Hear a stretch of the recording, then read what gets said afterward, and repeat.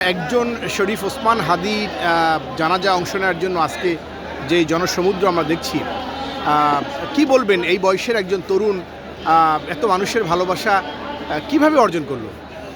ওসমান হাদি আসলে একজন শুধু মানুষ না, আমি মনে করি বাংলাদেশের একটি গুরুত্বপূর্ণ অংশ হয়ে দাঁড়িয়েছে। ওসমান হাদি আসলে খুব অল্প বয়সী মানুষ হলেও তার জীবন এবং কর্ম, তার আদর্শ সব মিলিয়ে খুব অল্প সময়ের মধ্যে যেই তুফান তৈরি করেছে বাংলাদেশে, সেটি আসলে ইতিহাসে বিরল। যার আমরা একটি উজ্জ্বল দৃষ্টান্ত দেখছি তার এই জানাজা।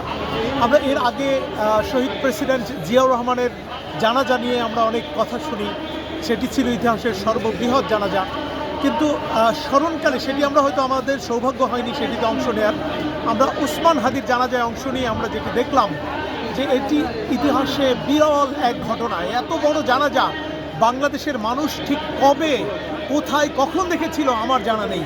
মানে আমরা তো অনেক রাজনীতিবিদদের জানাজা কাভার করেছি, কিন্তু এত মানুষের অংশগ্রহণ অতীতে আমরা কখনো দেখিনি, আমি ব্যক্তিগতভাবে সেটি বলতে পারি।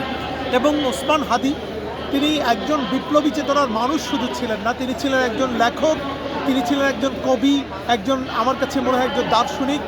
এবং সব মিলিয়ে তিনি যে তার যে বাগ্মিতা সেটি ছিল অসাধারণ। এবং তার কথাই কিন্তু ফুল ঝরত, এবং প্রতিটি বাক্য, প্রতিটি তার দর্শন, প্রতিটি তার বক্তব্য, প্রত্যেকটি বক্তব্যই মনে হচ্ছে যেন সে তার মানে মৃত্যুর আগে সে যা বলে গেছে প্রতিটি কথাই যেন তার নিজের জীবনকে নিয়ে, অর্থাৎ তার যে অবধারিত তার মৃত্যু এভাবেই হবে সেই কথাগুলোও কিন্তু তিনি বলে গেছেন। এবং সবশেষ যেটি ২৪-এর গণঅভ্যুত্থানে তার যে সক্রিয় ভূমিকা সেটি কিন্তু আসলে নজিরবিহীন।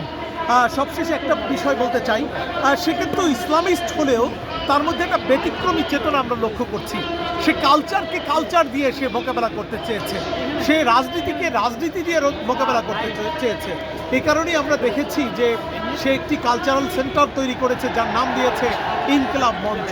অর্থাৎ যত অপসংস্কৃতি আছে, ভারতীয় আধিপত্যবাদ, সব কিছুকে মোকাবেলা করতে চেয়েছে সে কালচারাল বিপ্লবের মধ্য দিয়ে।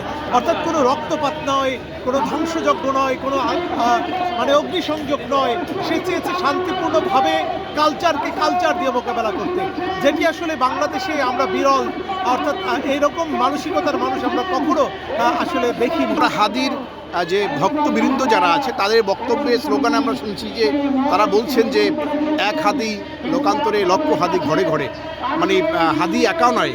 আসলে কি মনে হয় যে এরকম হাদি বাংলাদেশে আসলে এখনো আছে আরও, বা তৈরি হবে?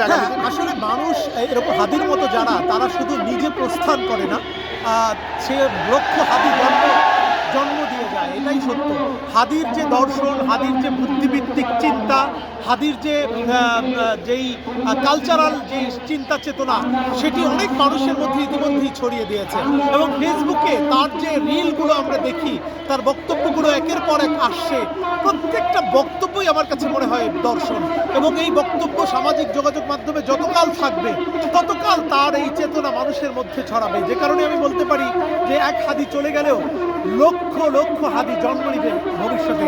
এবং সে সুন্দর একটা কথা বলে গেছে যে আমার যে এই যুদ্ধ, আমার যে এই বিপ্লবী চেতনা, এটি যদি আমার মৃত্যু যদি হয়, আমার 10 মাস বয়সের যে সন্তানটি রয়েছে, আমার এই চেতনা এগিয়ে নেওয়ার জন্য আমার ওই সন্তানটা যাতে কাজ করে যায়, অর্থাৎ তার সন্তানকে উদ্বুদ্ধ করে গেছে। সুতরাং তার মৃত্যু হলেও তার দর্শন, তার আদর্শ, এটির মৃত্যু কশ্চিনকালেও হবে না বলে আমি বিশ্বাস করি।